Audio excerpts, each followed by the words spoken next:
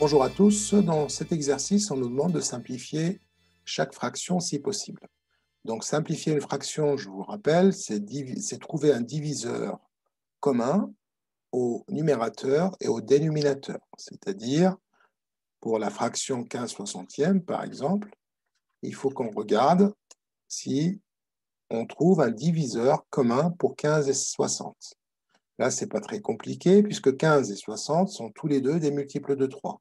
Pour le savoir, il faut connaître les critères de divisibilité. On sait que la somme de 1 plus 5, ça donne 6. 6 est un multiple de 3, donc 15 est un multiple de 3, puisque la somme de ces chiffres est un multiple de 3. C'est pareil pour 60.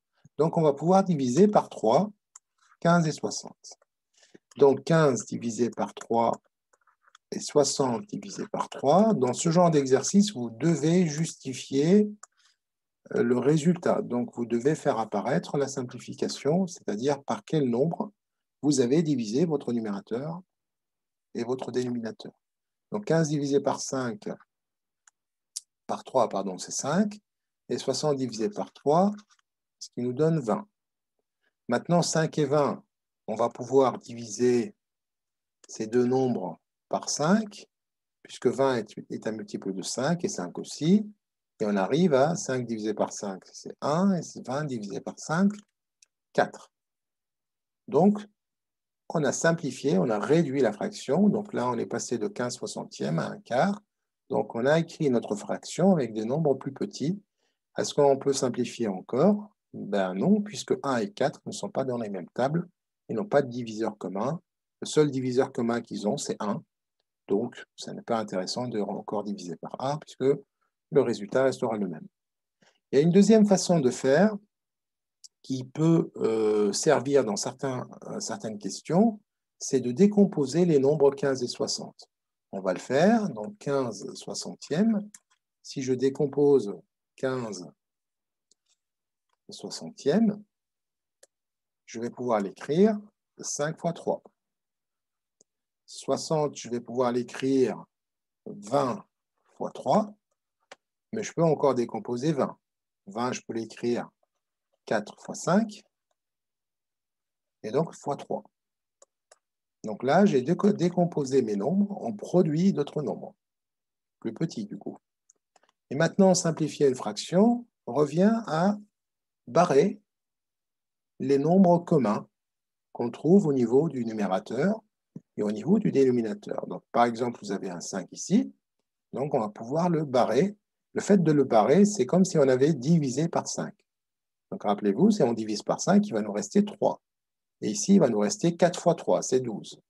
Mais il y a encore le 3, donc on peut encore barrer le 3. Ça veut dire diviser par 3, ce qui revient à diviser directement par 15. 15 divisé par 15, ben ça va nous donner 1. Et 60 divisé par 15, il va nous rester 4. Donc là, on a simplifié assez rapidement. Cette méthode est assez utile parfois dans certains exercices ou, par exemple, quand on nous donne la décomposition en produit d'un nombre. Alors, on va passer à la fraction suivante, 13 26e. Eh bien, on regarde, 26, c'est le double de 13. C'est le double de 13, donc je vais pouvoir l'écrire 2 fois 13. Et bien là, pour la simplification, ça va être comme pour la précédente. Je vois qu'il y a un 13 ici et un 13 ici, donc je vais diviser par 13. Il va me rester 1 ici. Quand il n'y a plus rien, en fait, ça veut dire que vous avez 1. Parce que 13 fois 1, en fait, tout le temps. Voilà, c'est pareil ici, c'est comme si j'avais un 1 qui restait.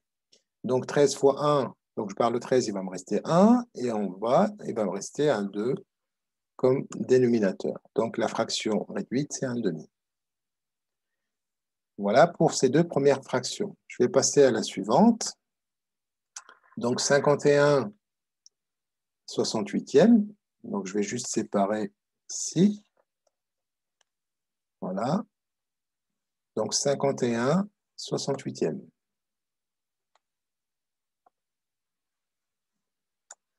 Alors, qu'est-ce que ça va donner? Alors ici, donc le 2 ne marchera pas, puisque 51 est un nombre impair, 68 est un nombre pair, donc je ne peux pas diviser par 2. Le 3, donc 51 est un multiple de 3, parce que 5 plus 1, ça fait 6, qui est multiple de 3. Le 68 n'est pas un multiple de 3.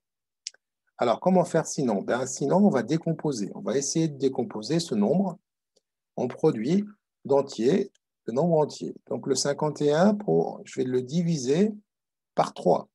Donc, ici, c'est un multiple de 3. Donc, vous venez ici, vous le divisez par 3. Donc, 51 divisé par 3. Donc, 5 divisé par 3, c'est 1. 1 fois 3, c'est 3.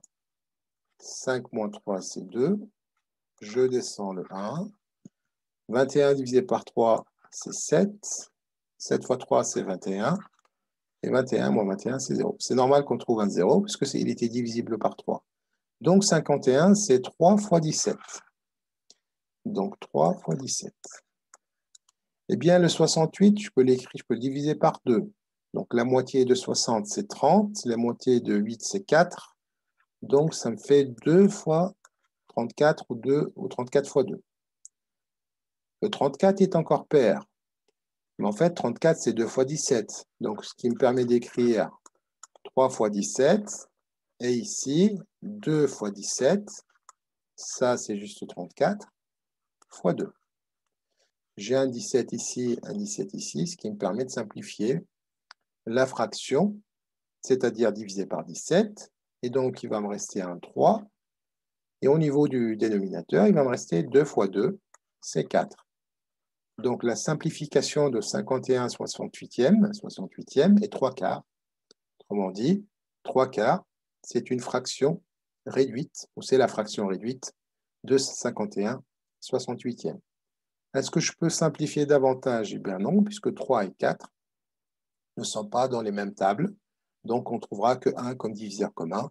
Donc, on ne peut plus aller au-delà. Alors, je passe à la fraction 252 sur 189. Donc, 252 189e à simplifier. Alors, ici, on remarque que 2 plus 5 plus 2, ça fait 9. Donc, 252 est divisible par 9. 189, donc 8 plus 1, ça fait 9. 9 plus 9, ça fait 18, un multiple de 9. Donc, lui aussi est un nombre divisible par 9. Donc, on va pouvoir diviser par 9 des deux côtés. Donc, 252 divisé par 9 et 189 divisé par 9.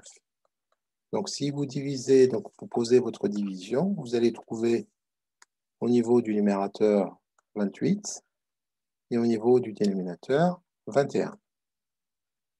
On remarque par ailleurs que 28 et 21 sont dans la table de 7.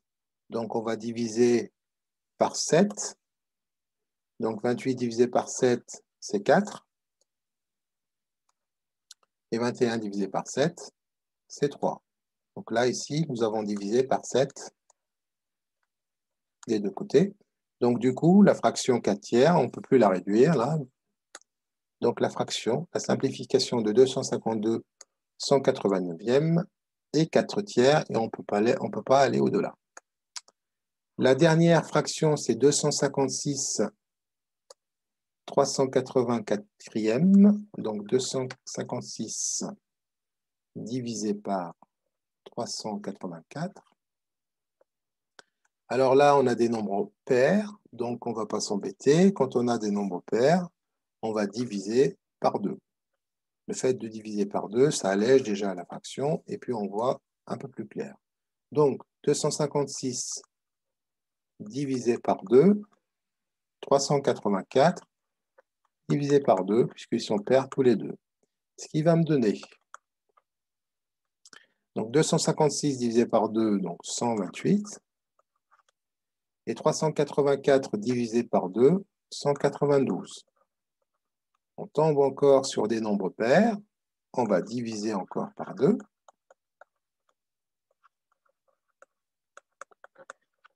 Ce qui va me donner 128 divisé par 2, 64. Et 192 divisé par 2, 96.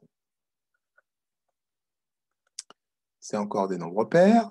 Je divise encore par 2.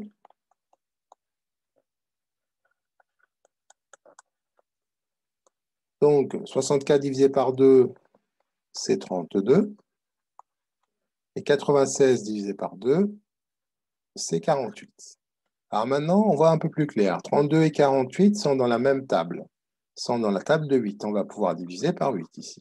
32 divisé par 8, et pareil pour 48. Donc là, 32 divisé par 8, c'est 4, puisque 4 fois 8, c'est 32.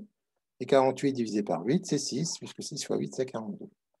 On trouve encore deux nombres pairs. Donc là, on va diviser encore par 2. Donc toute cette justification doit apparaître si on nous demande de justifier la simplification. 4 divisé par 2, c'est 2. Et 6 divisé par 2, c'est 3. Donc 2 et 3 ne sont plus dans les mêmes tables. Donc là, on ne pourra plus simplifier davantage. Voilà, donc on arrive à la fin de cet exercice. Merci pour votre attention et à très bientôt pour d'autres corrections. Au revoir.